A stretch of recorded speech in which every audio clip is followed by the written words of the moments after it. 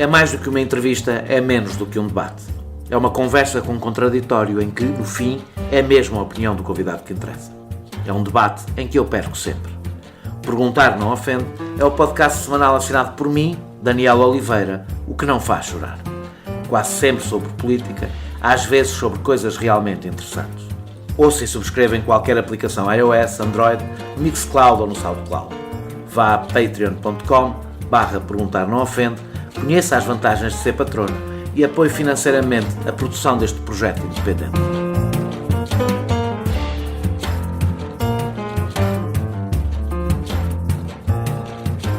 Faz exatamente hoje, dia 9 de abril, um mês, que entrevistei Isabel Camarinha, nova secretária-geral da CGTP. Era uma entrevista de apresentação da nova líder da maior central sindical portuguesa.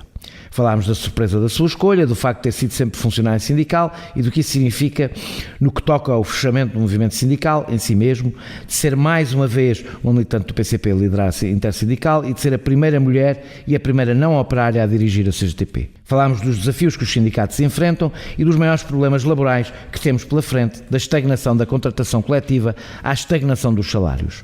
Foi há um mês e parece que foi há uma década. Depois da entrevista, Portugal entrou em estado de emergência, centenas de milhares de trabalhadores foram colocados em layoff, milhares de pessoas foram despedidas e, prevendo a devastadora crise económica global, que aí vem, ou aproveitando a confusão para resolver problemas antigos, muitos patrões impõem férias que não o são, despedem ilegalmente, mandam embora todos os precários. Ao contrário do governo espanhol e italiano, o governo português não proibiu os despedimentos, assim como não proibiu a distribuição de dividendos e lucros ou impôs limites aos salários dos gestores, assim como não controla grande parte dos abusos. Mas não se esqueceu de limitar o direito à greve, apesar de uma requisição civil resolver qualquer problema sério, nem de se isentar de consultar os sindicatos para mudanças nas leis laborais. E, com estas duas medidas, retirou aos trabalhadores grande parte das armas que têm para se defender. Não dos pequenos e médios empresários que tentam desesperadamente salvar as suas empresas e que contam com o apoio dos trabalhadores para salvarem os seus empregos, mas dos que aproveitam este momento para fazer o que a lei ou a luta dos trabalhadores geralmente não lhes permite.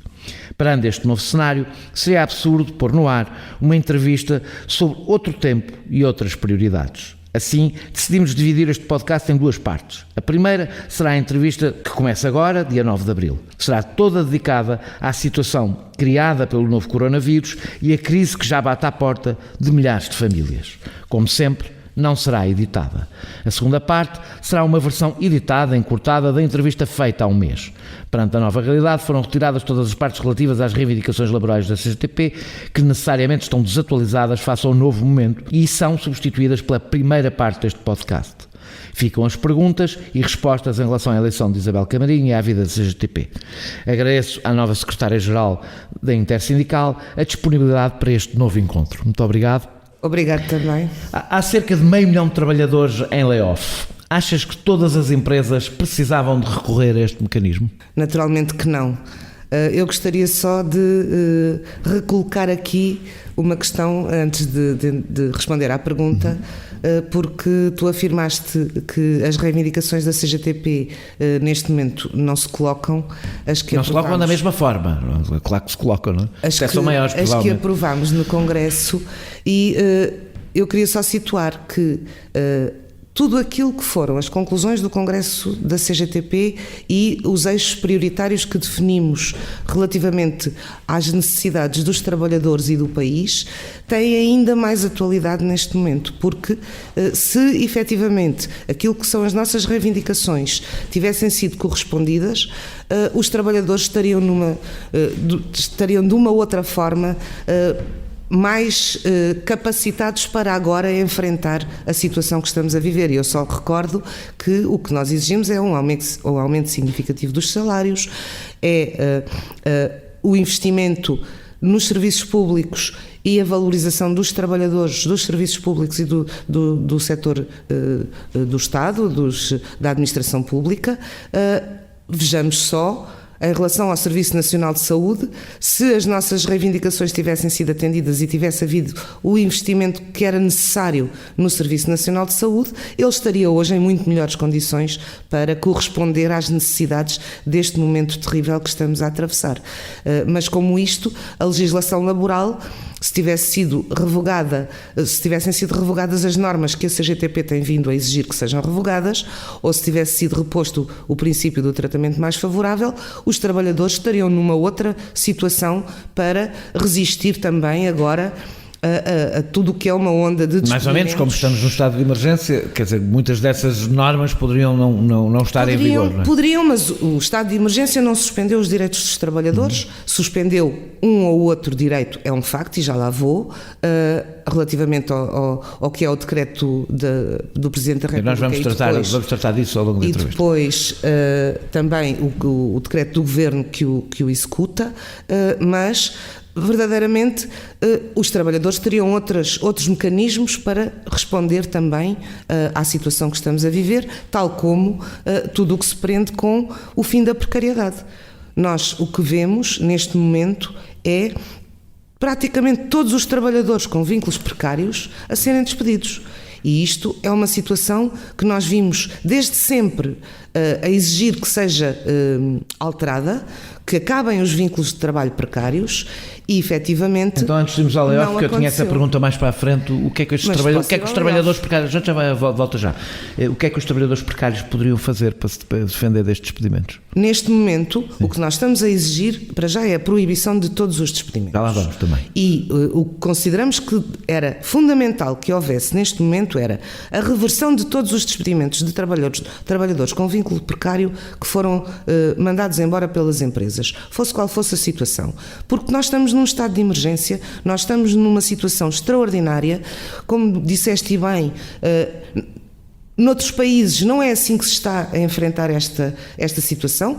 Há outros países, além da Itália e de Espanha, a Grécia também proibiu os despedimentos e Portugal devia fazer o mesmo, porque tinha que se manter. Tens alguma ideia de quantas pessoas estão? A gente já vai ao layoff então.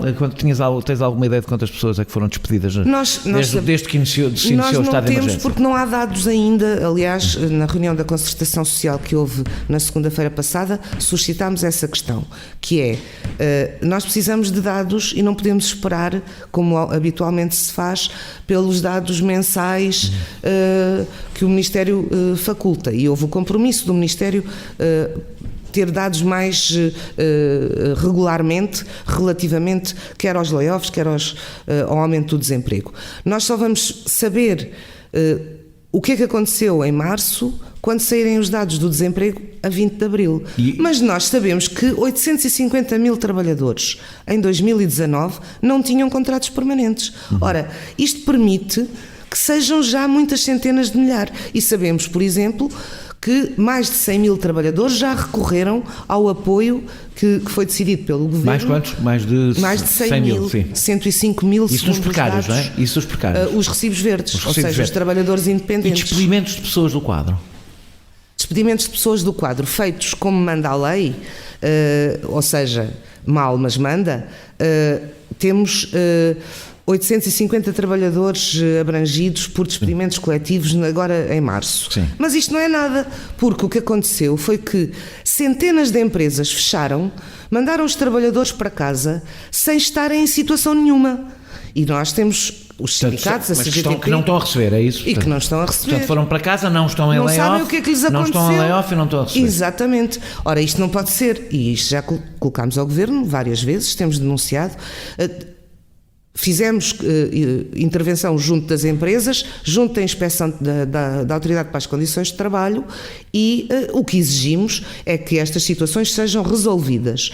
Agora, houve agora com o decreto que executa o segundo estado de emergência, a renovação do estado de emergência, houve um reforço de meios, para a ACT. Houve a decisão de um reforço de meios para a ACT. O que me dizem, não sei se é verdade, é que a ACT neste momento está em teletrabalho, ou seja, não está a fazer qualquer tipo de investigação. O problema é que a ACT intervir tem que ter... A ACT em teletrabalho temos que dizer ao mesmo que não existir, não é? Porque exatamente, são vários os lugares de trabalho, não sabe nada. É uma questão que nós colocamos também, que é A ACT, para poder intervir, tem que lhe ser dadas as condições para poder intervir, nomeadamente equipamentos de proteção individual, e ser essa a orientação, porque obviamente que em teletrabalho eles não podem verificar situação nenhuma, não Sim, é os patrões dizem o que quiserem e os patrões sentem-se à vontade, mas o decreto... Porque os relatos que me chegam é que a ACT é chamada e não vai, é chamada às empresas e não vai. Eu até já conheço um caso de chamaram a Proteção Civil porque a ACT não vinha, é um assunto que a gente já vai falar mais à frente. O que temos assistido é muito isso. O que a ACT nos diz é que não tem meios para chegar a todo lado porque os pedidos estão a ser imensos. Mas também nos diz que não tem equipamentos de proteção individual suficientes para poder ir, que não têm e que estão em teletrabalho, de facto. Portanto, há aqui que tomar medidas. Uma inspeção em teletrabalho é quase uma coisa um bocadinho aberrante, não é? Quer dizer, é o mesmo que a polícia ficar toda em teletrabalho, de repente. É evidente, não pode ser. É uma autoridade que tem que intervir junto das empresas e para isso tem que lá ir. Evidentemente com todas as precauções, porque temos que também, obviamente, têm tanto direito como qualquer trabalhador a não estar sujeitos a contágio do vírus. Agora, isso não significa que não vá lá, tem que ir, e é o que estamos a exigir. Questionámos o Governo, vamos também enviar uma nota para a Ministra relativamente a isto, para a Ministra do Trabalho, porque não pode ser. Os trabalhadores estão a viver momentos como nunca viveram na sua vida, porque em paralelo com o medo natural do contágio e do surto e da pandemia e da epidemia, estão confrontados com o não respeito pelos seus direitos, com as ilegalidades, com o serem despedidos de qualquer maneira, com o cessarem os seus contratos, quando a esmagadora maioria daqueles 850 mil trabalhadores com contratos não permanentes de que eu falo, são trabalhadores que ocupam postos de trabalho permanentes. Tinham que ter vínculo efetivo. Os sindicatos estão a conseguir agir nas empresas ou não? Os sindicatos estão a agir e já conseguimos reverter algumas situações. Mas lá está, a dificuldade de que a Inspeção de Trabalho depois faça a sua parte é muito grande, para além de que... Qual é o reforço? Qual é que vai ser o reforço Eles não quantificam no decreto. Há autorização para a contratação de mais trabalhadores. Para a Inspeção de Trabalho não se especifica se são inspectores ou o que são, mas provavelmente até seriam necessários sem ser contratação, transferência de outros serviços para ali temporária. Também é autorizado isso no decreto. É um conjunto de coisas que o decreto autoriza. Porque agora evidentemente vão ser necessários mais inspectores do que numa situação normal. Exatamente. Não é? Mais... o decreto autoriza esse reforço indo buscar a várias opções. A própria Ministra nos disse na reunião da Concertação Social que inclusive concursos que estavam a terminar ou também esses inspectores que já tiveram, alguns deles já tiveram formação, vão todos ser chamados para entrar ao serviço. Mas a verdade é que as situações são às centenas, aos milhares e precisamos que elas sejam tratadas e resolvidas. Prevê números de desemprego muito altos depois disto. Nós prevemos números de desemprego muito altos, principalmente... Quer dizer, as únicas coisas que vi foi cálculos de economistas que falam de desemprego que nós nunca tivemos em Portugal. O próprio Banco de Portugal também faz projeções para o ano 2020 de grande aumento do desemprego, para 10, 11%. Que significa, como nós sabemos, um desemprego real bastante acima disso. Bastante acima, porque há toda uma panóplia de trabalhadores que não é abrangida. Aliás, essa é outra preocupação enorme que nós temos, que é o conjunto enorme de trabalhadores que vão ficar no desemprego e que não vão ter direito a subsídio de desemprego. Vamos voltar à layoff, de que nos desviámos. Qual era então, portanto, vocês não acham, minha pergunta é se o layoff existe para este tipo de situações, é para isso que ele existe na lei. Se há situação em que se adapta totalmente ao layoff, é esta, não é? Que é empresas encerradas, a economia quase congelada. A sua posição de dizer que os trabalhadores não deviam ir para layoff não tornaria inevitável a falência de muitas empresas com perdas de postos de trabalho ainda mais do que vamos ter? É assim, nós não consideramos o layoff a solução para esta situação. Então qual é? Em primeiro lugar, porque fragiliza muitíssimo a situação dos trabalhadores. logo à partida, retira-lhes 1/3 do seu salário, da sua retribuição. Para a CGTP, e é o que temos vindo a exigir desde que começou o estado de emergência e estas situações de encerramento de empresas e de despedimentos, o que vimos exigindo é a manutenção de todos os postos de trabalho e... A layoff mantém os postos de trabalho, não é? E o pagamento da retribuição total aos trabalhadores. Então, vamos pegar... Mas eu ia responder. Porquê é que nós consideramos que o layoff, por isto mesmo, porque fragiliza?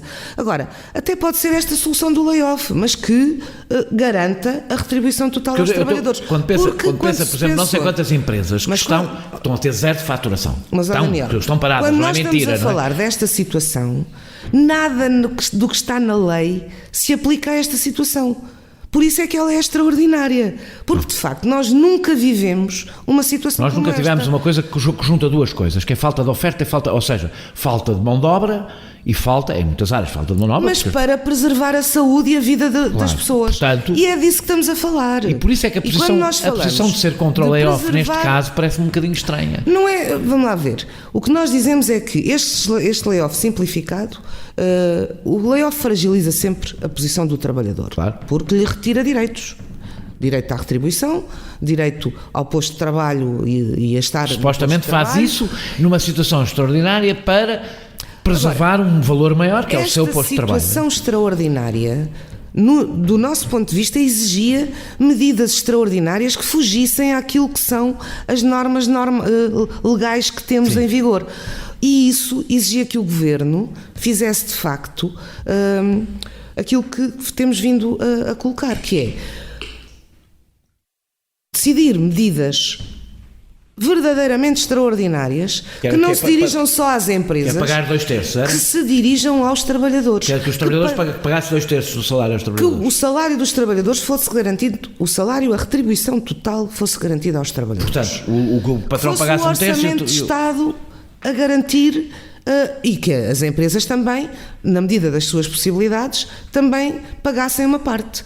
Agora, o que estamos a verificar é que as empresas, e vamos lá ver, um trabalhador com 1.000 euros de salário, a empresa tem um custo mensal de 1.230 com a TSU. Sim. Com o que vai ficar neste momento é com 260 euros de pagamento total. Há empresas que podem pagar, há outras que não podem, como ainda sabe. Tem isenções, ainda tem depois benefícios de moratórias, alguém me fez contribuições para a alguém fez umas contas que concluiu que alguns empresas que pagam salários muito mais baixos, com os apoios que vão ter, até ficam a ganhar e mandar o trabalhador para lá. Vamos lá ver, essa é que é a questão. E o que nós estamos a assistir, que é, na nossa opinião, é inaceitável e que o Governo, quando fez a legislação, devia ter previsto e devia ter garantido que isto não podia acontecer, são empresas, grandes empresas, a recorrerem ao layoff. Empresas que tiveram milhões e milhões de euros de lucro em 2019 e que têm todas as condições. Algumas foram mandadas encerrar, agora por decreto do Governo. Ora, estão abrangidas por este layoff simplificado. Algumas admito que tenham tido 40% de quebra de faturação no mês de março. É possível. Mas tinham todas as condições para continuar a manter o pagamento das retribuições aos trabalhadores e assim também contribuírem para ajudar neste momento que é tão complicado e para que os trabalhadores sentissem que, de facto, aquela empresa a quem dão tudo da sua vida, todos os dias, o seu trabalho, toda a sua energia, também, num momento destes como estamos a atravessar, também essa empresa fazia o esforço para garantir a sua retribuição. O que estamos a ver é, eu posso dizer aqui uma data delas, uma data de empresas que estão em layoff. A FNAC, a H&M, a Decathlon, a CIA, a Transdeva, a Barraqueiro, a Vistion, a Gestamp, a Renault Cassia, a Coindu, que são uma empresa têxtil com 2.000 trabalhadores, a RT, que é outra empresa têxtil, e temos muitas mais. Essas empresas, essas que tu disseste aí, achas que tinham todas as condições para estar a pagar a totalidade do salário? Com os milhões de euros de lucro que tiveram, de certeza que sim, porque estas empresas, muitas delas, estão-se a preparar para distribuir dividendos agora quando fecharem as contas do ano 2019. Eventualmente, esperemos que não vão distribuir dividendos depois de terem recorrido a layoff. Achas que o Estado devia ser aprovada uma lei com alguma norma que impedisse as empresas que recorreram a layoff de distribuir dividendos? O que nós consideramos é que a legislação que regulou este layoff não devia permitir que empresas penso que foi Espanha, não tenho a certeza. Boa situação financeira. Acho que Espanha impôs a empresas que recorressem, já não sei exatamente aqui porque eu não conheço a legislação laboral espanhola, que distribuíssem dividendos. De facto, seria pelo menos, é o mínimo nós que o Estado está a ajudar a pagar, não é? Há alguns países em que isso acontece. Agora, o que é que isto vai fazer? Vai fazer que estas empresas que têm uma situação financeira perfeitamente boa vão ter os salários dos seus trabalhadores pagos pela Segurança Social nesta altura, sobrecarregando brutalmente a Segurança Social, e ainda vão ter isenções, e ainda vão ter moratórias de pagamento de contribuições para a Segurança Social. Tens receio que a Segurança Social, era exatamente o que eu ia com estas colocar. medidas a Segurança Social vai ser muito pauperada, a sustentabilidade da Segurança Social? Nós consideramos que essa é outra área em que o Governo não tomou, já tomou algumas medidas. Já foi dito que vai haver transferência do Orçamento de Estado para a Segurança Social, e teria mesmo que ser, porque a Segurança Social não aguentaria estas verbas que vai ter que pagar. A Segurança Social iria falir ao fim o que não é aceitável, a Segurança Social é um regime contributivo dos trabalhadores também, e a Segurança Social não pode ser depauperada. Quando terminar este surto e nós voltarmos à normalidade, não podemos ter uma segurança social completamente descapitalizada que depois não possa responder àquilo que são as suas competências. O quê? Que todas estas despesas devem corresponder a transferências? Exatamente. Todas elas? A nossa reivindicação e o que temos colocado é exatamente isso. Todas as medidas extraordinárias que estão a ser tomadas devem sair do Orçamento de Estado.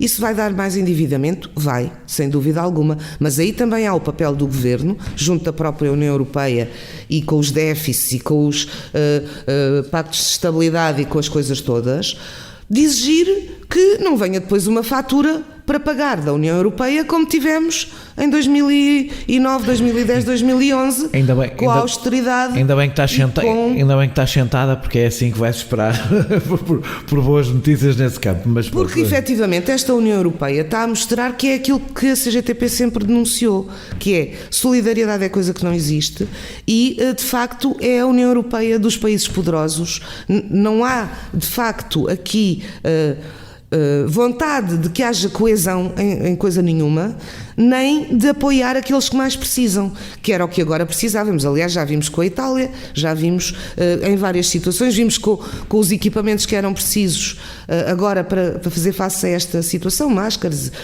ventiladores, etc., como foi a corrida a esses equipamentos. É uma vergonha mesmo que a União Europeia não cumpra aquilo que devia cumprir, que era neste momento apoiar quem efetivamente precisa, e não era para depois vir com a fatura, que é o que infelizmente se preparam certamente para fazer. Há quem esteja a trabalhar, não é? E comecemos pelos que estão nos locais de trabalho. Tens registro de que estejam a ser cumpridas as normas de segurança de distanciamento social? Temos chegado a alguns relatos de que isso não está a acontecer. Essa é outra área que tem merecido a nossa maior atenção, porque efetivamente não. Inclusive tem havido aquelas sessões... Só para os nossos ouvintes, nós estamos a cumprir, estamos a mais de 2 metros de distância um do outro desta entrevista. Estamos a cumprir completamente, por isso não precisamos de usar máscara. Exatamente. O que nós estamos a exigir das empresas é que cumpram as orientações da Direção-Geral da Saúde, e muitas empresas não o estão a fazer, nem cumprem as regras de distância, e estamos a falar de fábricas ou de call centers.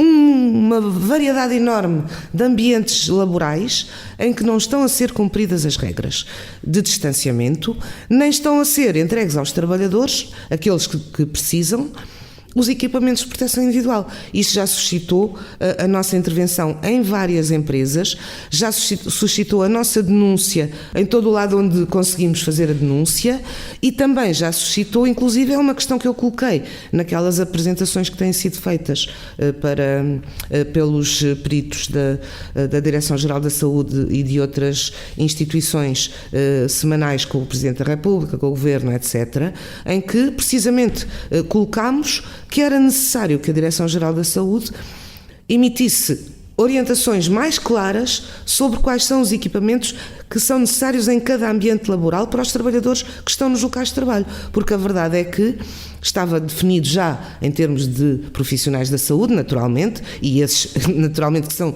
os que em primeiro lugar precisam de ter esses equipamentos, são os profissionais que estão a garantir que de facto nós estamos a responder a este surto em primeira linha, e já agora uma saudação muito grande a todos eles e a todos os que estão na linha da frente deste combate ao surto e da prevenção e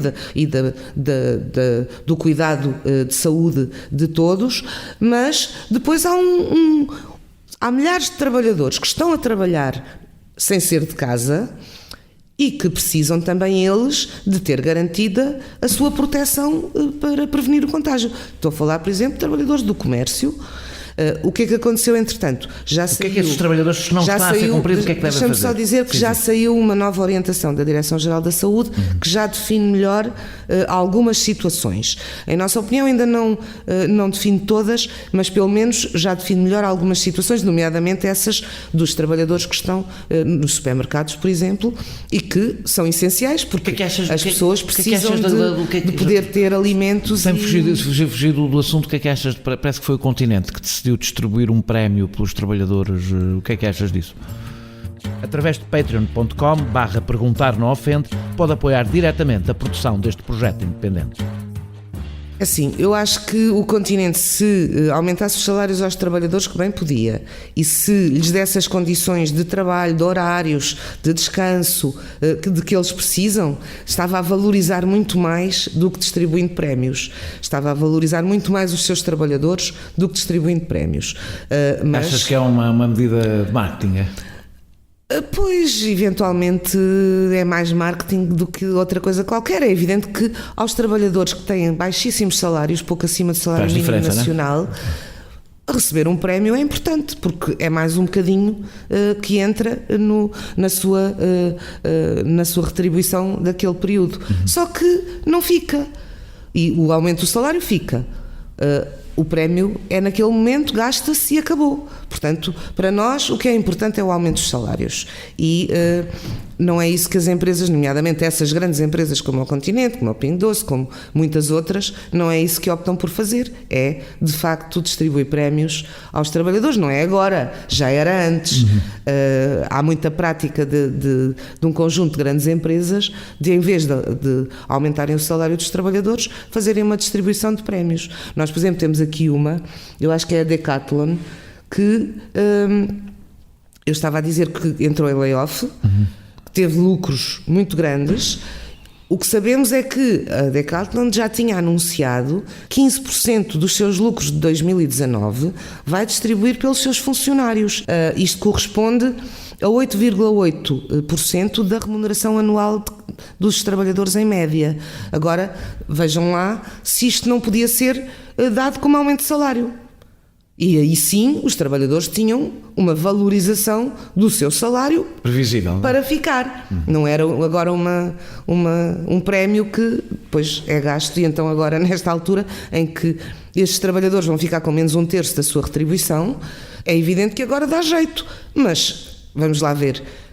E os meses seguintes, a gente não sabe o que é que vai acontecer. Eu estava a perguntar também o que é que os trabalhadores com situações em que não estão a ser cumpridas as regras de distanciamento social, as regras de segurança, deve fazer? Deve telefonar para a CT? Deve fazer o quê? O que nós dizemos é, para já, os sindicatos da CGTP estão todos a trabalhar e a responder àquilo que são as denúncias que os trabalhadores fazem e a todas as situações que chegam ao nosso conhecimento. e que depois os sindicatos acionarão a ACT para intervir.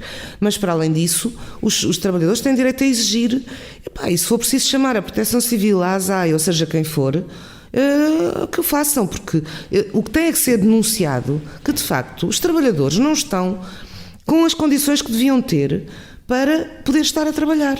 E estão a pôr em risco a sua vida e a sua saúde. E com isto não se brinca. Há milhares de empresas que nunca tinham usado o teletrabalho e fizeram essa migração em muito pouco tempo. Imagino que não estão a cumprir a lei na matéria. Qual é o vosso grau de flexibilidade e compreensão perante esse incumprimento? A legislação e a contratação coletiva regula o teletrabalho. E o teletrabalho é correspondente a trabalho efetivo, para tudo, para toda a retribuição, subsídios, outras matérias pecuniárias. Além de que os trabalhadores estão a usar o seu material. Tem que ter direito a tudo o que teria se estivesse no seu local de trabalho.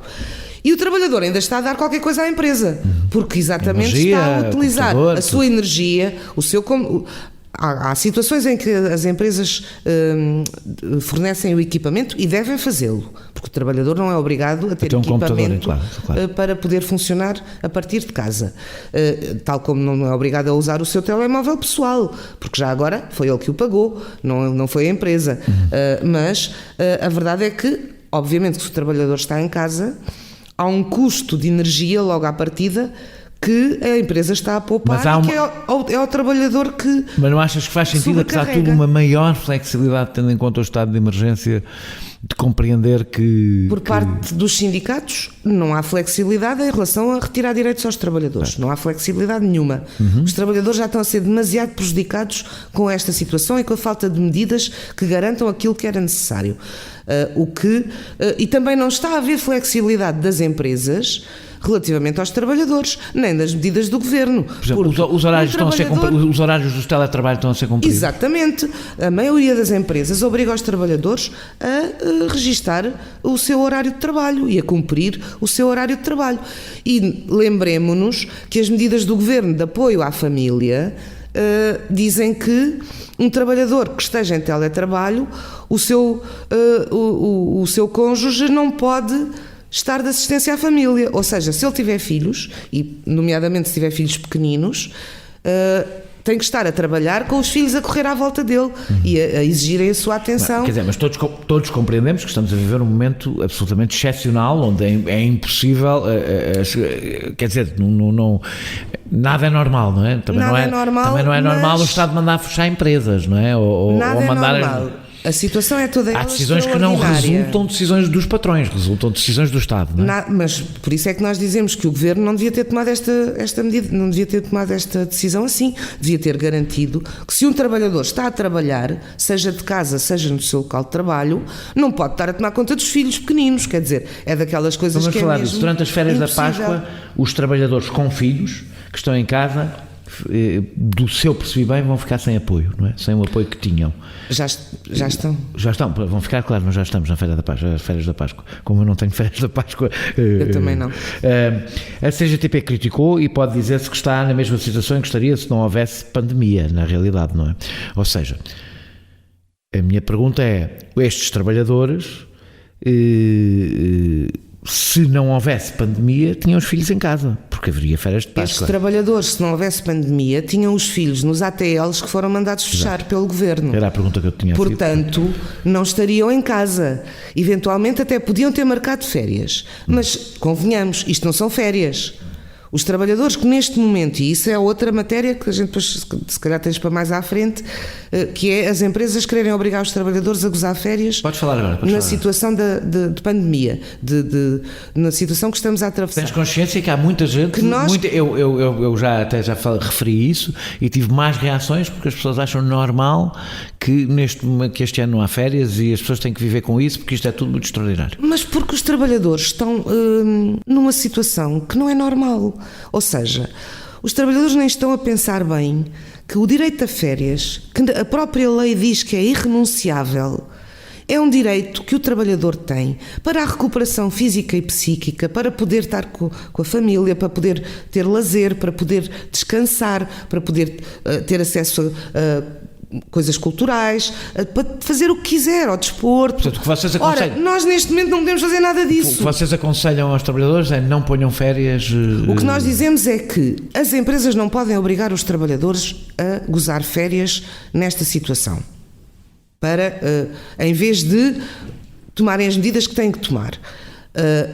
Outra coisa é o Governo até ter ido atrás daquilo que eram as exigências das confederações patronais, que era que, nesta altura, os direitos eram uma coisa que mais valia não se falar neles, nomeadamente o direito a férias, e o Governo ter ido atrás e, para acorrer a esta situação das férias da Páscoa, ter dito que os trabalhadores podiam ser eles a marcar férias para poder ficar com os filhos. Mas já agora só dizer uma coisa em relação às férias da Páscoa, é que relativamente àquilo que foi a legislação inicialmente publicada, a nossa denúncia, a nossa exigência, pelo menos conseguiu duas coisas: que os trabalhadores que têm filhos em instituições da primeira infância tivessem direito ao subsídio, que trabalhadores que têm ascendentes e filhos a partir dessa idade tivessem pelo menos a falta justificada, porque nem isso estava garantido no primeiro decreto que foi publicado em relação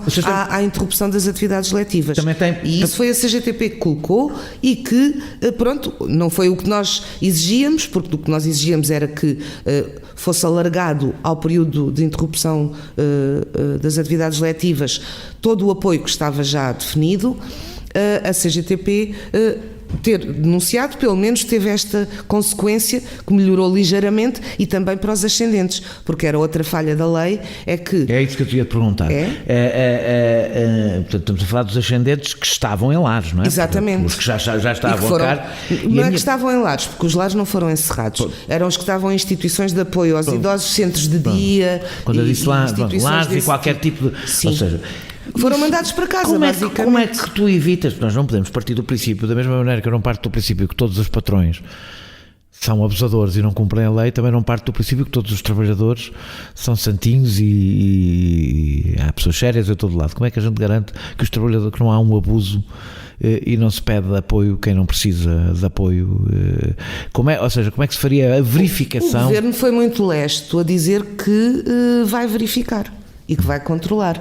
Muito menos leste foi a dizer, porque isso no decreto-lei do layoff diz que poderá haver fiscalização. Em relação a estes, aos apoios à família, os chamados apoios à família, nomeadamente na interrupção onde os ascendentes não estão incluídos, não é? Das escolas e dos centros de dia, nos apoios à família, o Governo disse logo que a Segurança Social ia fiscalizar e não ia permitir que houvesse abusos, nem que houvesse trabalhadores que acumulassem duas situações, ou seja, aquela questão que eu estava a colocar, dos que um está em teletrabalho e o outro não pode estar em assistência aos filhos, disseram logo que iam controlar isso tudo muito bem controladinho. E agora, em relação aos ascendentes, como é que ficou? O que é que está previsto? Ficou só momento? Como falta justificada, ou seja, não há direito a subsídio. Sim.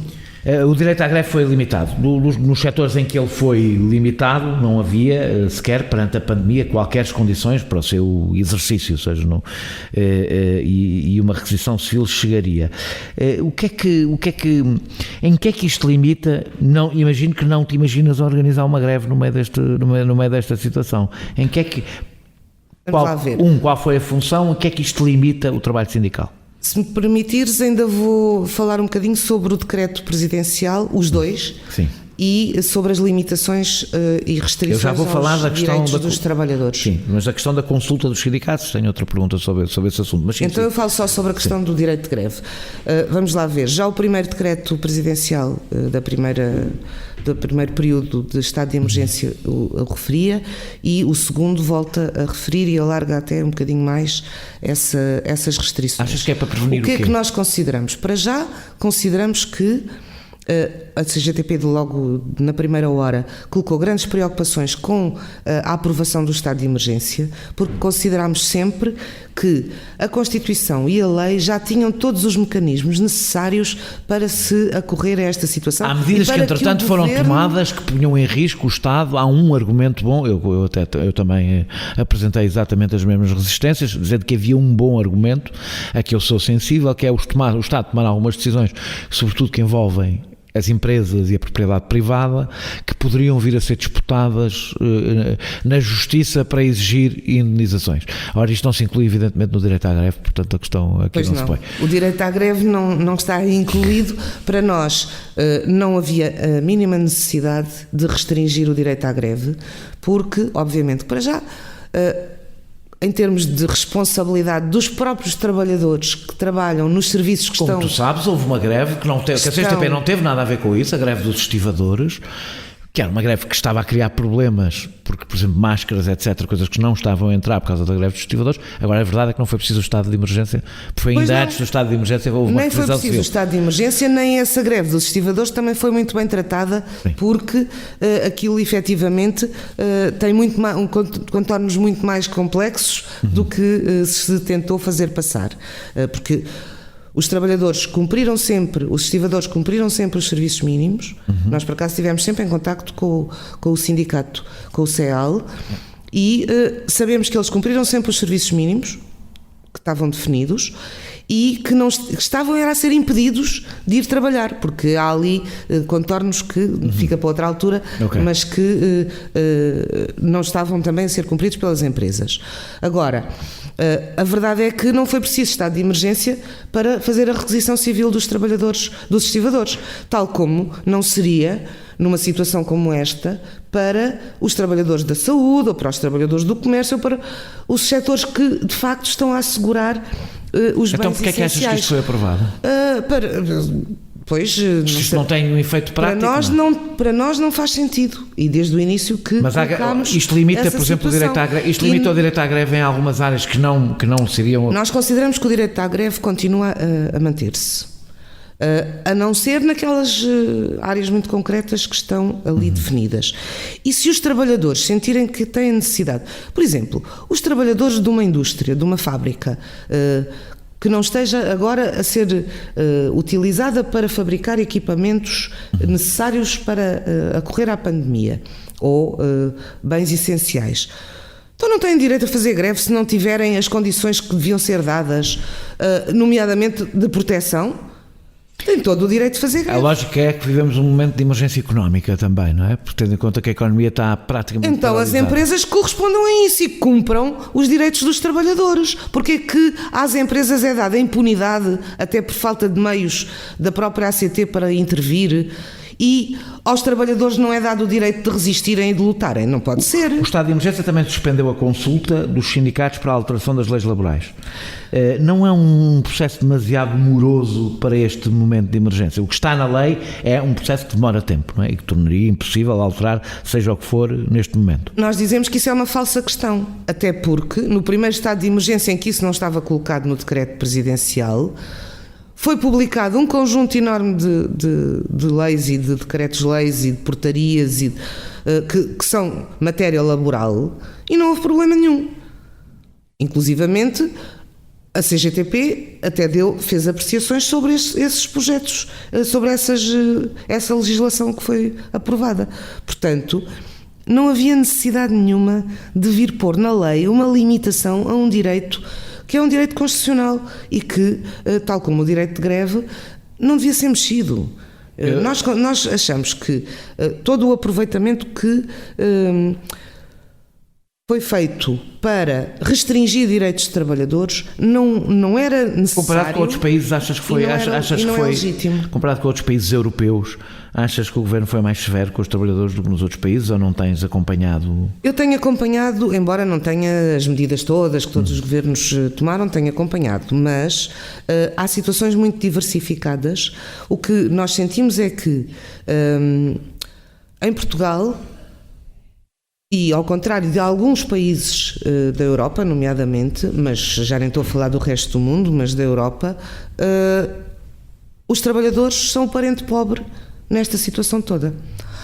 Todos os dias nós ouvimos, ainda anteontem, o Ministro da Economia voltou a colocar, a divulgar milhões e milhões e milhões de euros para linhas de créditos que mas isso também é para os trabalhadores. Os trabalhadores dependem da economia, os trabalhadores trabalham em empresas porque as empresas existem. Dúvida, se elas falirem, eles não trabalham nas empresas. Mas em relação às linhas de crédito, aos milhões para as empresas, nós todos os dias vemos atualizações. Em relação aos salários e às retribuições dos trabalhadores, não vemos. Portanto, há de facto aqui, os trabalhadores foram muito maltratados nestas decisões. Que balanço é que fazes do papel da Ministra do Trabalho? A Ministra do Trabalho tem feito um esforço, mas a verdade é que o Governo é que decide, não é a Ministra A ou o Ministro B, o Governo é que decide e as decisões do Governo têm deixado os trabalhadores numa situação de perda. Achas que a Ministra do Trabalho tem pouco peso político dentro do Governo? Eu não vou fazer considerações sobre o peso político deste ou daquele ministro, acho é que isto é uma orientação do Governo. E é o Governo no seu conjunto que tem que assumir as responsabilidades daquilo que decide. E quem decidiu que para os trabalhadores era o corte de 1%, de 1/3 do salário foi o Governo. E quem decidiu que os apoios são para as empresas e as linhas de crédito são para as empresas. E, aliás, nós vimos dizendo uma coisa tão simples que é: ninguém, e nós nem dizemos só os trabalhadores, ninguém nesta situação de emergência não deve haver a possibilidade de ninguém ser despejado da sua casa ou ser-lhe cortada o fornecimento de serviços essenciais. Água, luz, gás, telecomunicações, porque hoje em dia isso é um serviço essencial e então para quem está confinado em casa ainda mais. Nem isso. Nem uma coisa tão simples como isso, de não poder haver corte e de ser aprovada uma forma de depois os trabalhadores, as pessoas, a algumas empresas, não é? Pagar mais tarde. Poderem pagar a prestações suaves, não é para depois pagarem em 2 meses ou 3, porque isto também não, claro. Depois não há salário, o modelo de baixos salários que a gente pratica em Portugal, depois eles também não conseguiam. Mas isto era tão simples e nem isto foi considerado. Portanto, é muito pouquinho para os trabalhadores. Apesar de já ter ouvido negar, é evidente que vamos viver uma crise económica. Já ouvi tudo sem precedentes. Não, quando eu digo negar, dizer que isso não é obrigatório que isso assim aconteça, eu digo uma crise económica. Eu não disse isso. Não? Pronto, então nunca. Fui eu que ouvi mal. Não falamos apenas de Portugal, a economia está congelada em todo o mundo. Estamos a viver, então, cerca de 40% da população mundial está dentro de casa. A CGTP está a preparar-se para o confronto na construção de uma nova realidade que sairá daqui. Ou seja, não é evidente que sairá daqui uma realidade totalmente nova que nem sequer terá paralelo com 2011, com a experiência que tivemos em 2011. A CGTP está preparada para o confronto que isso implica? Eu começo por dizer que a CGTP tem plena consciência de que, quando terminar este surto, a situação económica vai ser muito complicada. O que nós dizemos é que ela pode ser mais ou menos complicada conforme as medidas que agora sejam tomadas, e nomeadamente em relação às retribuições dos trabalhadores, porque isso pesa imenso na atividade económica. 1/3 da retribuição dos trabalhadores significa uma baixa de consumo enorme. Já haveria baixa de consumo pela situação de confinamento, mas a verdade é que os trabalhadores estão em casa e têm necessidade de bens que se estivessem a ir para os seus locais de trabalho no dia a dia, não seriam em tanta quantidade. Mas a verdade é que eles não vão ter meios para consumir aquilo de que necessitam, vão ter que cortar. Portanto, vai haver baixa de consumo e isso vai agravar ainda mais a situação económica e a forma como depois, pela quebra na atividade económica que isto também vai significar, a forma como depois nós podemos começar a recuperar quando terminar o surto. Porque o que nós dizemos depende muito daquilo que hoje se faça, aquilo que amanhã podemos fazer e as condições em que estaremos amanhã para recuperar esperas uma grande desta situação. Conflitualidade laboral relativamente e social. àquilo que a CGTP responderá sempre à situação conforme as necessidades dos trabalhadores em cada momento. E, naturalmente, que o que nós esperamos é que haja bom senso e decisão a favor dos trabalhadores por parte do Governo e que a situação não fique tão má como se vaticina. Ainda que o próprio Banco de Portugal, nas projeções que faz, também não faz assim um cenário de calamidade. Acho que estão a ser todos bastante otimistas, devo dizer. Mas, de qualquer modo, o que nós dizemos é: os trabalhadores, quer agora, quer mais à frente, têm que continuar a resistir e a lutar. E vão ter que lutar, certamente, para depois recuperarmos, e esperemos que não seja, mas se vier a fatura da austeridade outra vez, vão ter a luta dos trabalhadores e da CGTP, de certeza absoluta, a aumentar significativamente. Não foi muito grande outra vez. Foi muito grande, foi. Houve vários setores onde aumentou depois da crise. Vamos lá ver, em 2014, nas eleições de 2014, foi determinante a luta que foi realizada no período da Troika para a derrota da direita, dos partidos do PSD e do CDS, de não conseguirem constituir governo. Foi determinante. E será sempre determinante a luta dos trabalhadores. Portanto, isso que vai acontecer. A Frente Comum contestou a possibilidade de ficar dos funcionários públicos ficarem sem aumentos em 2021, sem os aumentos que foram negociados antes disto. Achas que os trabalhadores que estão com cortes salariais, em layoff ou a enfrentar o desemprego numa autêntica tragédia social podem compreender que as pessoas que, pelo menos por agora, têm uma situação menos insegura? Eu nunca exploro esta diferença dos trabalhadores da função pública e do privado, mas agora há uma diferença evidente, porque eles dependem mais da economia imediata do que outros. Achas que eles compreendem? É sequer compreensível para quem teve 1/3 de corte de salário que a Frente Comum não esteja disponível para rediscutir o que foram aumentos salariais definidos numa situação totalmente diferente? 2 ou 3 coisas em relação aos trabalhadores da administração pública. Em primeiro lugar, não houve negociação de aumentos salariais para 2021. Sim.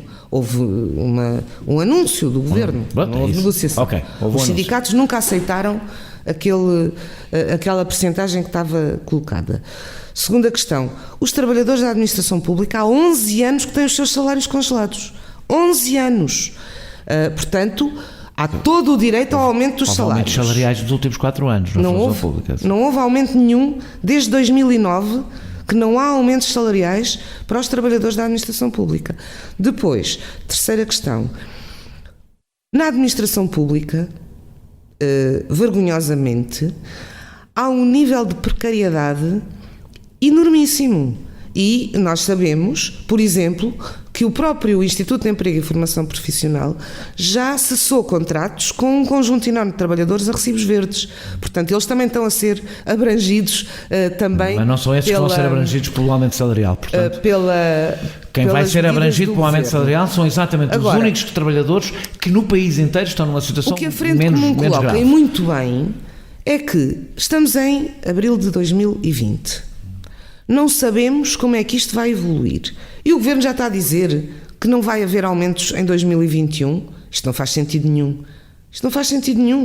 Portanto, o que vamos fazer Tens consciência que nenhum trabalhador do privado comum vai exigir que haja negociações. Tens consciência que nenhum trabalhador do privado que nos esteja a ouvir neste momento está à espera de ter aumentos em 2021, tendo em conta o que está à espera, porque a economia será, e isso, correr melhor ou correr pior, vai correr mal, a economia está à espera de não perder direitos. Nós não aceitamos essas verdades de lá para Alice. Vamos lá ver. Cada situação é uma situação, cada contrato coletivo é um contrato coletivo, cada empresa é uma empresa. Depende da luta dos trabalhadores em muito aquilo que depois se consegue alcançar. Como sabes, nem todos têm os mesmos instrumentos de luta, não é? A nível de quer de salários, quer de outros direitos, mas o nosso país tem um modelo de baixos salários. É uma coisa que é inadmissível. E nós estarmos já a dizer que em 2021 não vai haver aumentos salariais, para nós, para a CGTP, isso não se coloca. O que se vai colocar é nós mantermos a nossa reivindicação de que os trabalhadores têm que melhorar os seus salários. Nós não estamos a falar de todos os trabalhadores, estamos a falar de todos. Porque para nós não há diferenciação. Mas é que os outros não têm um aumento salarial no horizonte, enquanto os trabalhadores da função pública têm. Não sei se não têm. E não é isto que eu te digo, é uma evidência, porque salta à vista que os trabalhadores da função pública não estão em layoff. Não estão em layoff ao contrário dos outros. Os que foram mandados para casa estão em casa a receber o salário completo. Para nós nenhum devia estar no layoff. Mas é que eu não estou a dizer o que é que devia. Para nós não há diferenciação eu estou a dizer que há. Entre setor público e setor privado. A minha pergunta todos têm direito a melhores salários. Mas há. Mas é que neste momento há. Os trabalhadores do privado estão em layoff com 2/3 do seu salário, os trabalhadores do público que estão na mesmíssima situação em casa a não trabalhar estão com o salário completo. Não. Os trabalhadores da administração pública, a esmagadora maioria dos que não estão a prestar serviços essenciais ou a continuar a laborar nos seus locais de trabalho, também estão a trabalhar a partir de casa. Estão a trabalhar a partir de casa, mas eu estou a dizer, há trabalhadores, como é óbvio, não fazem trabalho. Esses, tal como todos os outros... Como tu sabes, há muitos trabalhadores da administração pública que não trabalham a seguir de casa, porque o tipo de trabalho que fazem... Eles estão a trabalhar. Eles estão a trabalhar. Portanto, tu dizes que não há um único trabalhador da administração pública em casa que não esteja a trabalhar. Pelo menos foi a decisão que o Governo tomou. Foi essa a decisão que o Governo tomou. Eles estão a trabalhar, tal como nos outros setores. Aqueles que não estão no chamado teletrabalho, ou que não estão, ou que as empresas não encerraram, estão a trabalhar. Não temos que esta postura da Frente Comum transmita uma ausência de solidariedade de classe de que depende o sindicalismo? Eu acho que nenhum trabalhador deve assumir, nem da administração pública, nem do setor privado, nenhum trabalhador deve assumir que não vai haver aumentos para o ano. Portanto, a CGTP tem exatamente a mesma reivindicação que a Frente Comum, dizendo que não aceita que não haja aumentos salariais nas empresas. Temos que negociar em cada situação. Tem que haver a negociação dos aumentos dos salários e, obviamente, que depois teremos em consideração a situação que se está a viver no momento. Mas nós não sabemos qual vai ser a situação. E também na administração pública vão ter em consideração a situação que estivemos a viver. É a negociação. É o que a Frente Comum exige. E, naturalmente, a melhoria dos seus salários que estão congelados há 11 anos. Portanto, por parte da CGTP, isto aplica-se à Frente Comum e a todos os setores. Os trabalhadores têm direito a ver os seus salários valorizados, o seu trabalho valorizado. E é por isso que vamos continuar a lutar. Incluindo em empresas que estejam em situações muito aflitivas.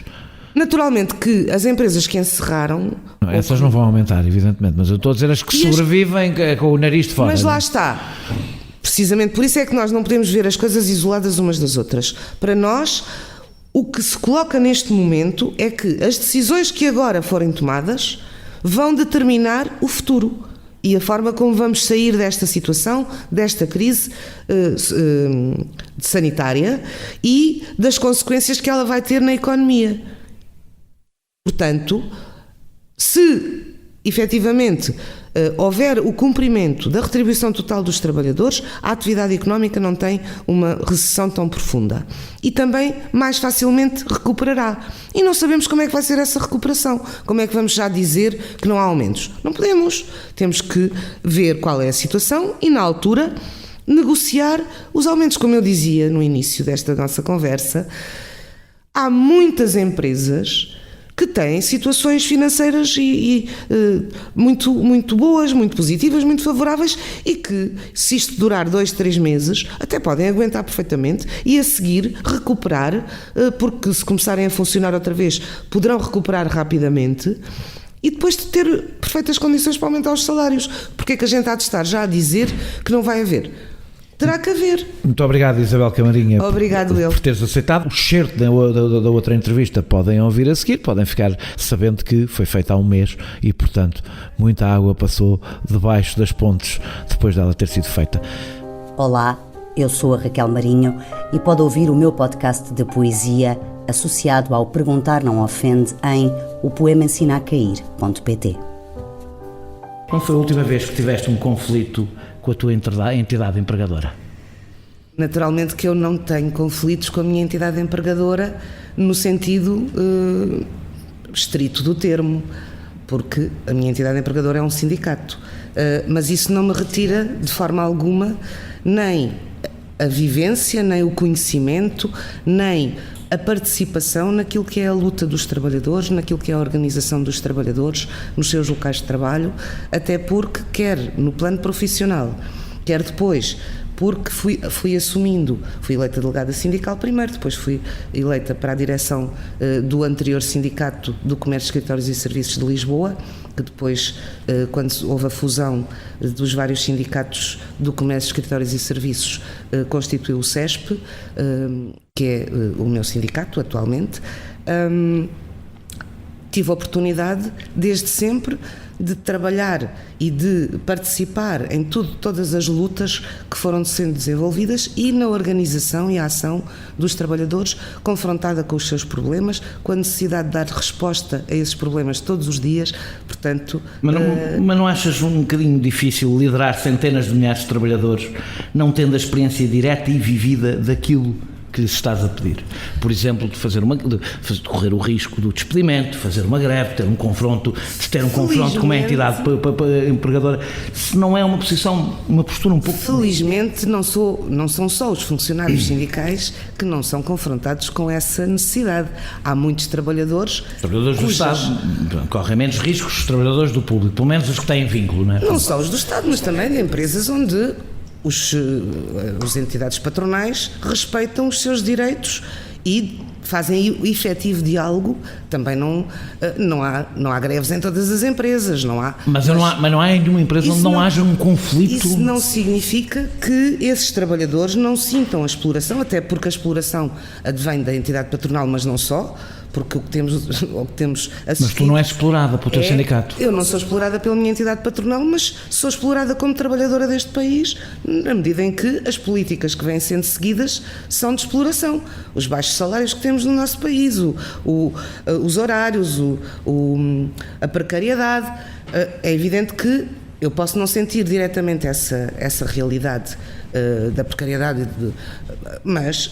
Já fiz greve, eu fiz todas as greves gerais, como é óbvio. Fizeste greve estando em piquetes, mas fiz todas as não foi por acaso que não te fiz como primeiro... E descontei no salário, atenção. Não foi por acaso que não te perguntei qual foi a última greve que fizeste. A questão é, a tua greve foi na realidade uma greve de solidariedade com os outros trabalhadores, não foi? Não só, porque quando nós fazemos uma greve geral, por exemplo, não é só contra as entidades patronais. A questão é, tu vias ou não vias do mundo... Contra a entidade patronal direta. Tu trabalhas, portanto, vais do mundo do trabalho. A exigir melhoria das condições de vida e de trabalho. A questão é, deixa-me pôr-te então a pergunta de outra forma. A anterior secretária-geral da Confederação Europeia de Sindicatos, que penso que vinha da CFDT francesa, foi funcionária de sindical de carreira. Isso, aliás, acontece em alguns sindicatos da Europa, algumas centrais sindicais da Europa. Mas não era essa a tradição da CGTP. Pelo contrário, a CGTP até tinha um certo orgulho dos seus dirigentes não serem funcionários sindicais. A minha pergunta é, o que é que mudou?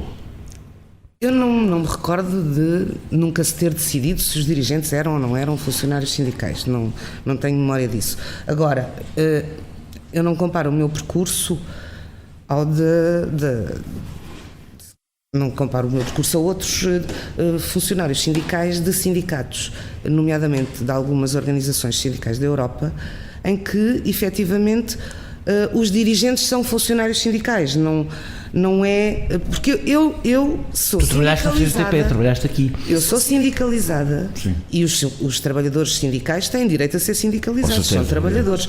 Nem são trabalhadores menores do que os outros. A minha questão é... sindicalizada e foi como sindicalizada no Sindicato do Comércio, Escritórios e Serviços que eu fui eleita como dirigente sindical, e foi nessa qualidade, nas funções de dirigente sindical, que depois me foram atribuídas outras tarefas, outras funções, nomeadamente presidente do sindicato. Eu não estou evidentemente a pessoalizar em ti, porque a questão não és tu aqui, evidentemente. Não, mas a minha pergunta é, percebes que isto passa uma imagem de fechamento do movimento sindical em si próprio? Eu não acho que passe uma imagem de fechamento, eu acho que a imagem... As pessoas entenderão aquilo que acharem que devem entender, mas o que passa é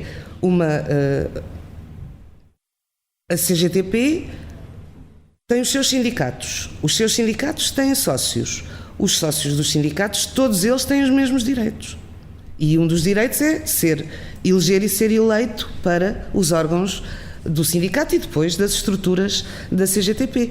Eu fiz parte durante muitos anos da direção da União dos Sindicatos de Lisboa e da sua comissão executiva pelas tarefas que tinha no meu sindicato e desde sempre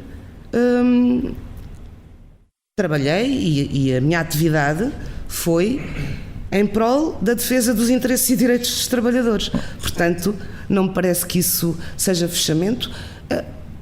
Aconteceu na avaliação dos quadros, naquilo que foi a distribuição de tarefas, das muitas tarefas que, após um congresso, o Conselho Nacional eleito e os órgãos que depois são eleitos no Conselho Nacional, Comissão Executiva, Secretariado e Secretário-Geral, aconteceu que os camaradas consideraram que eu poderia assumir estas funções, tendo em conta aquilo que é a minha vivência, o meu percurso, o meu trabalho sindical e também um sindicato importantíssimo que é o Sindicato do Comércio, Escritórios e Serviços. Como também disse na introdução, és a primeira mulher e a primeira não operária, ou pelo menos que não tem origem operária, a dirigir a CGTP. Isso tem alguma leitura ou não? Vamos lá ver, nós temos uma realidade no nosso país que é de crescimento da luta de setores não operários. E isto...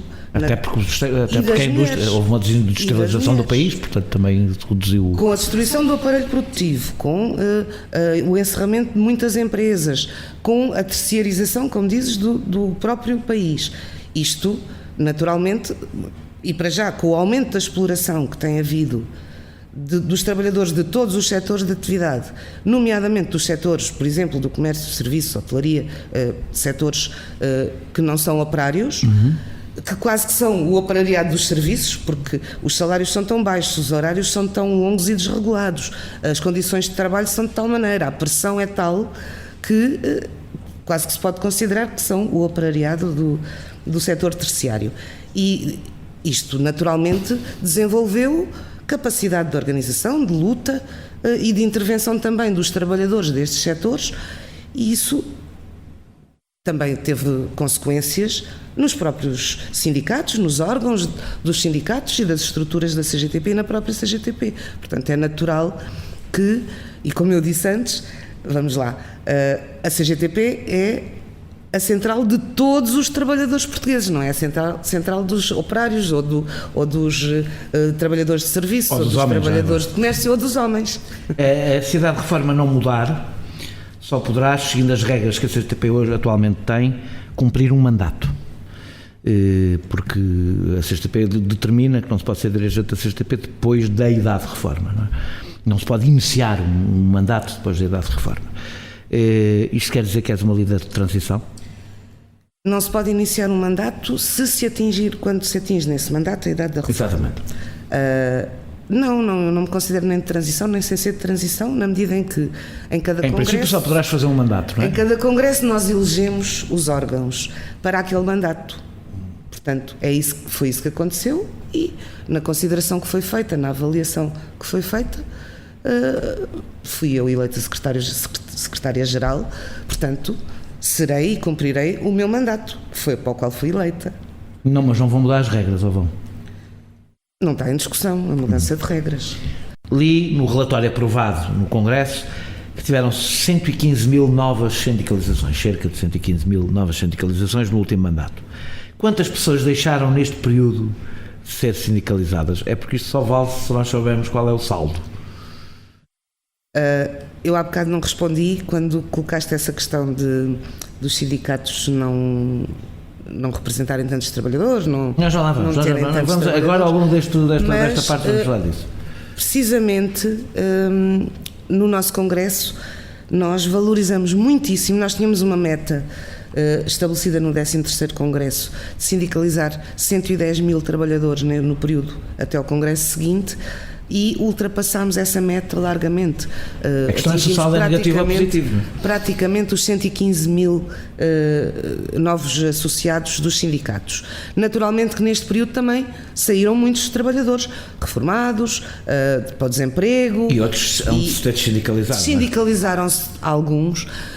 Não temos conhecimento de haver desindicalização em massa, não é essa a questão que se coloca, é muito mais pela sua situação na vida laboral que os trabalhadores se afastam dos sindicatos do que por dessindicalização. Mas o balanço que fazemos é positivo. Mas o saldo é positivo ou negativo? O saldo é positivo. Nós, entre um congresso e outro, temos mais cerca de quase 6 mil de saldo, entre o número de sindicalizados que tínhamos e o que temos depois, agora a seguir ao Congresso. Vocês também fornecem números sobre as eleições de delegados sindicais, mas o facto é que Portugal está na cauda da Europa quanto à presença de sindicatos e comissões de trabalhadores nos locais de trabalho. Isto são dados do Eurostat. Há uma melhoria também neste nível, ou pelo contrário também se piorou? Também não, piorou-se a este nível? Nós, em termos de representatividade, neste momento temos, grosso modo, 556.500 associados. Em 2016 tínhamos 550.500. Portanto, tivemos aqui um salto, como eu dizia, de cerca de 6 mil novos sindicalizados. Em relação à estrutura sindical, nós temos uma estrutura implantada em milhares de locais de trabalho. E temos um número muito significativo de delegados sindicais e, como sabes, os sindicatos, a sua organização é com delegados sindicais, comissões intersindicais. O movimento das comissões de trabalhadores é independente, digamos assim, embora em muitas situações se trabalhe em conjunto, é independente dos sindicatos. E nós, relativamente a isso, temos, mas o facto de termos eventualmente menos representação ou representação em menos locais de trabalho do que noutros países da Europa também tem a ver com a nossa legislação, porque há não é menos, é o último, não é? Estamos na cauda. É também o Código do Trabalho também coloca limitações em relação ao número de delegados sindicais que podem ser eleitos. E não garante, que é aquilo que nós defendemos e que os estatutos dos sindicatos inclusivamente têm, não garante a possibilidade de elegerem todos os locais de trabalho. Portanto, mas isto não significa que nós tenhamos pouca representatividade, de poucos representantes dos trabalhadores. Nós temos representantes dos trabalhadores na generalidade dos locais de trabalho. O que eu percebo que estás a defender, que é conhecido a queda de número de sindicalizados nas últimas 3 décadas, e foi grande, foi bastante grande. Estamos a falar de... Eu não tenho aqui os números. Estamos a falar de uma representação, estamos a falar de uma sindicalização que andava próxima dos os números mais otimistas dizem 60%, mas na realidade a conta parece não estar muito certa, mas para aí metade dos trabalhadores eram sindicalizados, e hoje, segundo números que são conhecidos, andará pelos 15%, é uma queda brutal. Eu não tenho aqui comigo os números de congressos anteriores. É que isto tinha uma pergunta, podes desmentir a afirmação que leva à pergunta, mas a minha pergunta é se eu estou a perceber, tu concordas com a ideia que foi aliás transmitida pelo João Torres, que presidiu a Comissão de Redação e a Comissão Eleitoral do Congresso, quando disse no Congresso que o sindicalismo não está em crise, o que é uma afirmação contraintuitiva e que eu ainda não tinha ouvido de dirigentes sindicais dizer que o sindicalismo não está em crise. Porque eu acho que a crise salta à vista. Eu nunca ouvi nenhum dirigente da CGTP ou dos sindicatos da CGTP, do Movimento Sindical Unitário, concordar que o sindicalismo está em crise. Mas isso é preocupante, porque eu acho que salta de tal forma à vista que o sindicalismo está em crise. Nós não consideramos que isso está a acontecer. O que está a acontecer é que há um aumento da exploração dos trabalhadores, há níveis de precariedade laboral que fazem com que os trabalhadores sejam limitados no exercício dos seus direitos e, naturalmente, que isso tem depois implicações também na sua sindicalização efetiva em sindicatos da CGTP. Mas, para além de tudo mais, a representatividade dos sindicatos não se mede apenas pelo número de sócios de cada sindicato.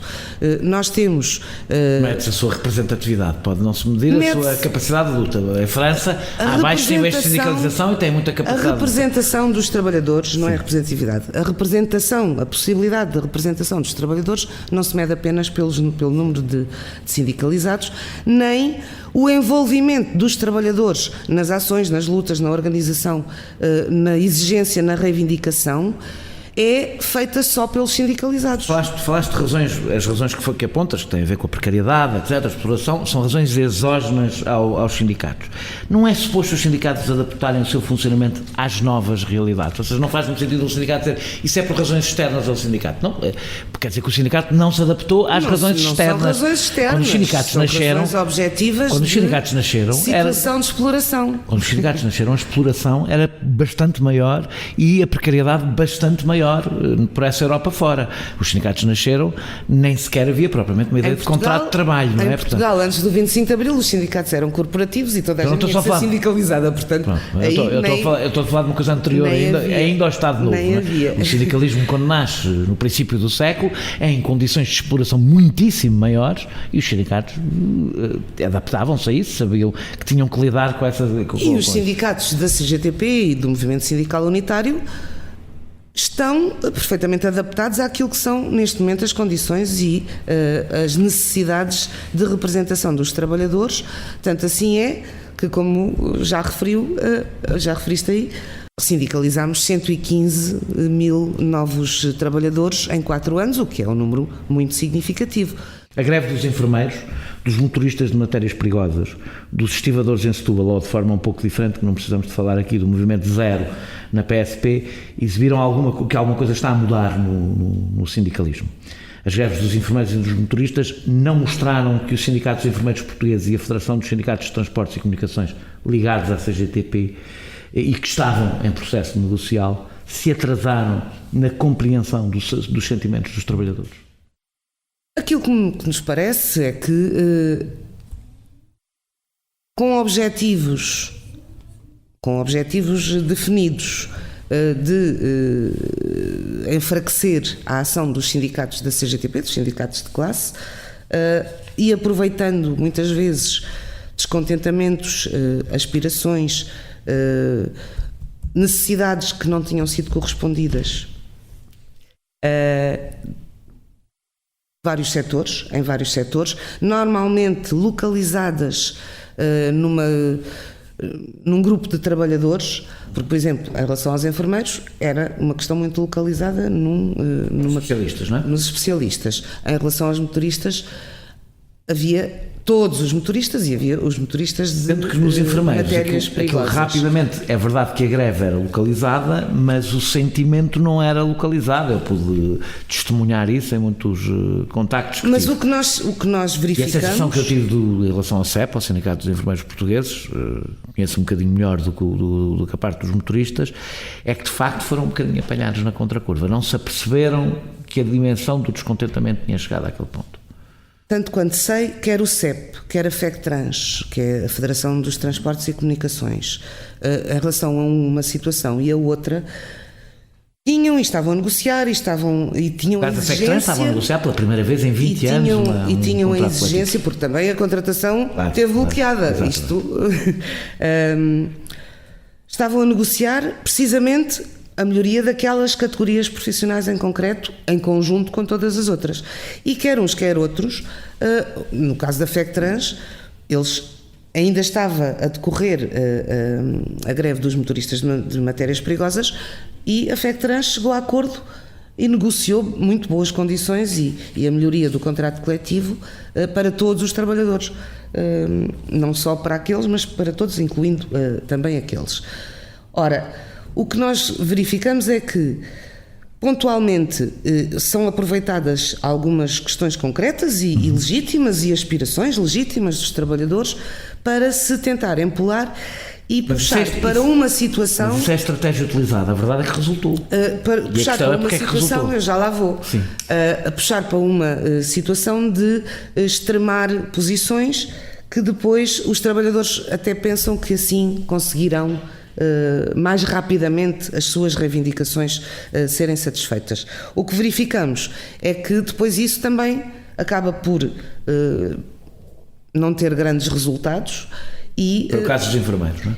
E acabam por os trabalhadores compreenderem que de facto o sindicato, e neste caso dos enfermeiros, e compreendem, continua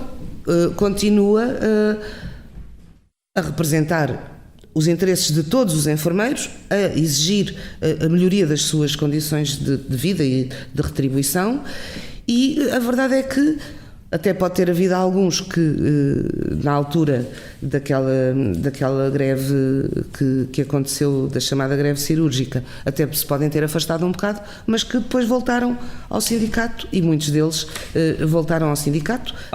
Em relação aos motoristas, o que temos verificado, e a própria Federação nos transmitia esse dado, é que está a haver sindicalização em massa de motoristas. Mas portanto, alguns há aqui depois, porque é assim, os sindicatos da CGTP estão todos os dias na defesa dos direitos e interesses dos trabalhadores. Todos os dias nós defendemos questões concretas, individuais e coletivas, principalmente as coletivas, porque são as que depois têm um efeito para todos os trabalhadores, mesmo para os que não são sindicalizados, e estamos todos os dias e organizamos os trabalhadores para conseguirem as suas reivindicações. Mas este conflito, tem a ver com o que estás a dizer, este conflito com os motoristas de matérias perigosas, por exemplo, não estão a confrontar o movimento sindical clássico e mais representativo com a dificuldade de conciliar a solidariedade de classe, a expressão que tu utilizas, o sindicalismo de classe, com os interesses de pequenos grupos profissionais dotados de elevado poder de fogo, ou seja, que podem parar um país. Esse problema não é novo, já acontecia nos maquinistas da CP, já acontecia nos pilotos da TAP, mas se isto não está a começar a multiplicar-se, ou seja, se não está em crise, desculpa utilizar outra vez a expressão, e não é no sindicalismo, aquilo é que a cultura marxista chama de consciência de classe, está evidentemente em crise. E a minha questão é se isto não se começa a sentir nos sindicatos com o resultado de quem tem mais poder, usando aliás a lógica da competitividade neoliberal, se tenho mais poder, consigo mais para mim, luto para mim. Se esse caminho não está a sair vencedor. Eu acho que não, porque lá está. Em relação aos motoristas, o que estamos a verificar é uma grande unidade entre todos os motoristas em torno dos sindicatos da CGTP, na FECTRANS, e da defesa do contrato coletivo e de melhorar o contrato coletivo. E eu acho que é natural que, em algumas situações de grande descontentamento dos trabalhadores, e nós estamos numa situação em que efetivamente as condições de exploração são muito grandes, setores de trabalhadores que sentem que têm um poder de parar um setor, é evidente que poderão ter essa tentação de se desligar dos restantes trabalhadores do setor e poderem eles avançar. E a nós também nos cabe transformar isso numa luta coletiva de todos os trabalhadores da empresa, do setor ou do país, porque isso sempre aconteceu. Sempre aconteceu. Há coisas novas. Há setores que têm uma capacidade diferente. Por exemplo, o setor dos transportes. Sim. Separar para o país. Não acontece com outros setores. Separar, coisa que a própria CGTP sempre valorizou, os serviços, sempre valorizou em greves gerais. O país continua a funcionar. Sim. Portanto, isto é mesmo assim. Os setores não são todos iguais. Portanto, não me parece que haja aqui uma alteração significativa em relação a isso. Agora, o que é importante é que os trabalhadores, seja de que setor forem, percebam que quanto mais unidade tiverem entre todos, melhores condições têm de alcançar os seus objetivos, e é em torno disto que nós continuamos a... Mas aqui há uma novidade aqui, que é a capacidade de organizar movimentos. Passa o pleonasmo, não, o antipleonasmo, o movimento, organizar movimentos inorgânicos, por assim dizer, por ordens profissionais, por exemplo, que como nós vemos, e não é só nos enfermeiros, a própria ordem dos médicos, mesmo quando era simpática à CGTP, ou tinha boas relações com os sindicatos da CGTP, cumpriu funções sindicais que não lhe competem, isso não é evidente que não lhe competem, mas se isto não exibe que não é um aviso que muitos trabalhadores cresce a percepção de que os sindicatos tradicionais não respondem às suas necessidades. Eu acho que já estás a repetir um bocadinho as perguntas, porque... Não, porque estou à espera que me digas que a CGTP se apercebeu de qualquer coisa que está a mudar. E eu fico com a sensação que não. Que a CGTP acha que está tudo mais ou menos na mesma. Nós não achamos que está tudo mais ou menos na mesma, mas temos perfeita consciência de que aquilo que é o que leva os trabalhadores a necessitarem de organizações de classe que defendam os seus direitos e interesses se mantém. E isso, tanto com a uberização como tanto na fábrica, todos juntos fechados, mantém-se. Mantém-se. Os trabalhadores não se veem a si próprios da mesma maneira. Naturalmente que a forma de os contactar, a forma de os organizar. Não, e os próprios sentimentos do trabalhador não são os mesmos. Eu acho que os trabalhadores sentem a exploração. E se sentem a exploração, sabem que têm que fazer alguma coisa para mudar essa situação. Portanto, não me parece que haja aqui uma diferença, uma alteração, uma coisa que nós precisemos de modificar toda a nossa forma de estar. Não me parece nada disso, e a CGTP, o que nós consideramos é que temos que adequar também as nossas formas de contactar os trabalhadores, de chegar ao pé deles, de os organizar, e isso temos feito e vamos continuar a fazer conforme a realidade concreta em que os trabalhadores se estão a movimentar. Um dos argumentos que eu ouvi de muitos enfermeiros e camionistas é que os sindicatos respondem aos partidos, não aos trabalhadores. Isto eu estou a falar de Vox Populi. Pessoas que falaram comigo, não é Vox Populi que eu ouvi na televisão. A falta de autonomia da CGTP em relação ao PCP contribui para esta percepção e enfraquece os sindicatos? A CGTP é perfeitamente autónoma. A CGTP desenvolve a sua ação para defender os interesses e direitos dos trabalhadores. É uma central sindical de classe que considera que, organizados, os trabalhadores podem atingir os seus objetivos. Organizados e lutando. E os trabalhadores sabem isso. Aliás, os trabalhadores sabem que na CGTP, e nós nos sindicatos sentimos isso, quando os trabalhadores estão com problemas, quando os trabalhadores sentem que os seus direitos não estão a ser salvaguardados, quando os trabalhadores sentem que a lei, o contrato coletivo e a lei não está a ser cumprido, vão ao sindicato. E vão ao sindicato da CGTP para ver salvaguardados os seus direitos e interesses. E, portanto, não vejo que... Agora, outra coisa é a imagem que se quer passar. Não é que se quer passar, eu vou falar em factos. Isso... Não é imagem, vou falar em factos, não é imagens. O facto de cerca de 2/3 dos membros da direção da CGTP serem militantes do PCP, vários deles do Comitê Central, não contribui para a percepção, ou para essa imagem, de um alinhamento político com o PCP, quando a base trabalhadora da CGTP, a diversidade das suas convicções e filiações políticas é seguramente muitíssimo maior do que isto. Nós não estamos a falar de um PCP com 20%, estamos a falar de um PCP que tem 6%.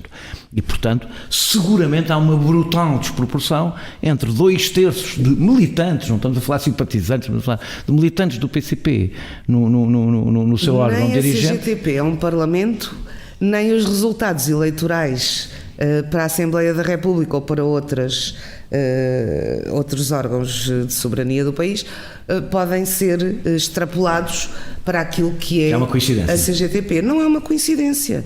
O que é facto é que nós estamos a falar de uma central sindical que tem uma origem, que tem uma história, que faz 50 anos no dia 1 de outubro. A origem do CGTP nem sequer é próxima do PCP, é anterior ao 25 de Abril. A origem, estamos a falar da sua origem mesmo, não é? Eu não estava a falar do PCP, estava a falar da origem... É isso que eu estou a dizer, a origem da Intersindical...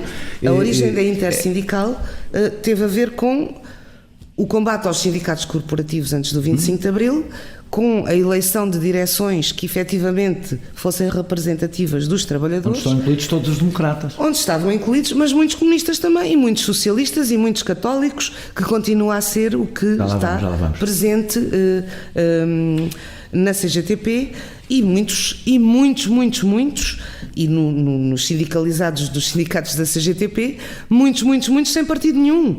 Porque nós, quando sindicalizados, ninguém tem dúvida. Nós, quando então porque é quando chegamos à direção da CGTP temos 2/3? Quando sindicalizamos ou quando elegemos delegados sindicais, não estamos a perguntar de que partido és tu. Não precisa perguntar, sabem, não é?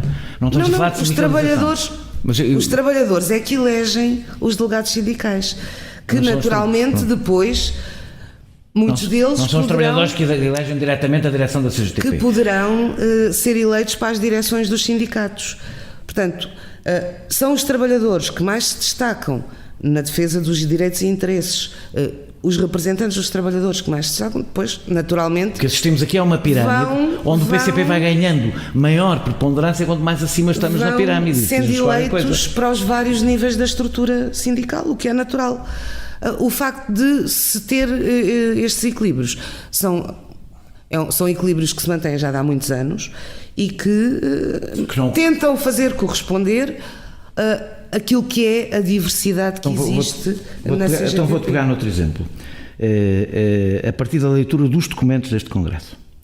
Nos primeiros minutos da tua intervenção, como Secretária-Geral, referiste a solidariedade com Cuba, que para além de não ser um símbolo de liberdade sindical, mas esse é outro debate, é um regime apoiado apenas pelo PCP. Logo no primeiro parágrafo do relatório de atividades há uma referência ao centenário da Revolução Russa. E o único partido que é referido expressamente como tendo apresentado propostas legislativas positivas em todo o documento é o PCP, apesar de haver propostas de outros partidos que foram seguramente positivas para os trabalhadores.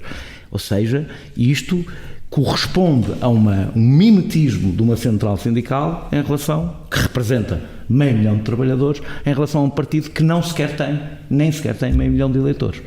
Se bem me lembro dos documentos e do conteúdo dos documentos, nós não fazemos uma descrição exaustiva daquilo que foram as propostas de lei apresentadas ao longo da Dizem propostas laborais, nomeadamente do PCP, e andam em frente, e não falam de mais nada, de mais ninguém. Mas a verdade é que nós, para alterarmos legislação, precisamos de partidos que efetivamente depois transformem aquilo que são as exigências e reivindicações dos trabalhadores em propostas de lei. O PCP não é o único. Em relação a Cuba, nós, não foi só Cuba, foi Palestina também, porque são... Mas é que Palestina é mais abrangente, há mais, apesar de tudo... Cuba e Palestina são duas situações que para o movimento sindical da CGTP são... de maior aproximação, digamos assim, à necessidade de resolução daqueles dois problemas, porque têm situações muito concretas, uma de bloqueio e a outra da situação que conhecemos da Palestina, que é perfeitamente inaceitável, agora ainda mais com este acordo, chamado acordo, entre o Netanyahu e o Trump. Portanto, realçámos essas duas, como temos feito ao longo dos anos, e a grande solidariedade que temos e a amizade que temos com os trabalhadores e o povo cubano. Relativamente às propostas e com os sindicatos cubanos que nunca organizaram uma greve na sua história, mas pronto. Os sindicatos cubanos têm uma importância enorme na organização dos trabalhadores. Nunca organizaram uma greve. E na defesa dos direitos dos trabalhadores. São antíteses da CGTP, nunca fizeram uma greve. Porque a situação em Cuba é completamente diferente. Cuba é um país socialista, não é um país como não há greve, capitalista. Há greve, se os trabalhadores sentirem necessidade disso, de certeza absoluta que fazem greve. Agora, em relação ao nosso país, de certeza absoluta que não fazem. E em relação à CGTP, o que nós podemos ter valorizado, chamado a atenção para uma coisa ou outra, mas o que nós consideramos é a necessidade, de facto, de que no plano legislativo haja também correspondência com aquilo que são as reivindicações e, por exemplo, nós temos uma reivindicação que é a do salário mínimo nacional para os 850 euros a curto prazo, que o único partido que apresentou proposta sobre isso foi o PCP, é um facto. E contra isso... Quer dizer, podemos dizer que o CGTP e o PCP fazem as mesmas propostas, o que não quer dizer que a origem tenha sido na CGTP. Uma proposta, a CGTP apresentou no 1º de maio uma proposta... Não, acho que não contestas que o Bloco de Esquerda apresentou imensas propostas relacionadas com... O Bloco de Esquerda apresentou imensas propostas, o Partido Ecologista aos Verdes apresentou imensas propostas. E não são referidos, é só essa. Mas, algumas até o PAN apresentou alguma proposta ou outra que... Mas, efetivamente... Então, nós precisamos que haja partidos que o façam. Ao mesmo tempo, ou seja, estamos a falar disto e foi recusada a entrada, ou é recusada a entrada, ou não se nota nenhuma alteração especial com a entrada de sindicalistas do Bloco de Esquerda, que é um partido que neste momento até tem maior representatividade eleitoral do que o PCP, e mantém-se a presença de um setor católico social que hoje tem uma representação social, sindical e social absolutamente marginal. Ou seja, mantém-se um status quo, que é um setor católico que praticamente já não existe na sociedade e portanto, também nos sindicatos e nas empresas, porque não existe na sociedade, é difícil existir nas empresas, ao mesmo tempo que há uma força política que vê bloqueado e que tem maior representatividade, como é evidente, e também há apenas nas empresas. E a minha pergunta é se isso não tem a ver com o facto, por exemplo, do movimento católico, dos católicos serem, esse movimento católico social, serem aliados tradicionais do PCP aqui na CGTP. Não são aliados tradicionais do PCP, não, são aliados, ou seja, fazem parte daquilo que foram os elementos constitutivos da própria intersindical. Há 40 anos. E 50. 50, peço imensas desculpas. 50 anos. Passaram 50, ainda não, fazemos no dia 1 de outubro. Tem mais uns meses do que eu. Mas nós consideramos de grande importância, e não me parece que os católicos sejam uma área que esteja a perder peso na sociedade. Claro, eu não disse os católicos em geral. São os católicos. É um setor muito específico que vem da base FUT, que não são os católicos em geral, não são os crentes. Ainda um conjunto de organizações católicas com intervenção junto dos trabalhadores, e nós consideramos que isso se mantém importante e que tem sido E o Bloco de Esquerda, entre alianças, mas lá está o que eu dizia há pouco. Nós não consideramos que se deva parlamentarizar a CGTP. Aliás, temos recusado a parlamentarização da CGTP, nós, os órgãos da CGTP. Mas eu não estou a falar do Bloco de Esquerda do partido, estou a falar de sindicalistas do Bloco de Esquerda. E o que os órgãos da CGTP decidiram relativamente à composição do Conselho Nacional, da Comissão Executiva do Conselho Nacional, antes do Congresso, foi que iríamos manter os equilíbrios que tínhamos que não correspondem aos equilíbrios que existem na realidade fora da CGTP.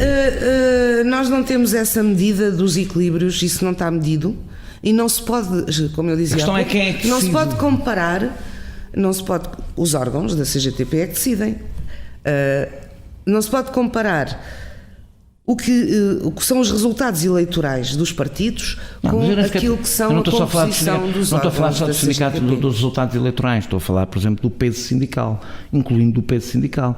Ou seja, por exemplo, organizações que têm uma representação praticamente inexistente na CGTP têm imensa força, por exemplo, nos sindicatos dos professores, que é, como sabes, um dos sindicatos mais poderosos da CGTP. O Conselho Nacional da CGTP tem um número muito elevado de professores. Pois, a questão é quais. É quais. E muitos, quais é que entram e quais é que podem entrar e quais é que não podem. Muitos do SPGL, por exemplo, todos os sindicatos. Todos os coordenadores e secretários-gerais da CGTP, usando os dois termos que já existiram, foram militantes do PCP. É uma condição?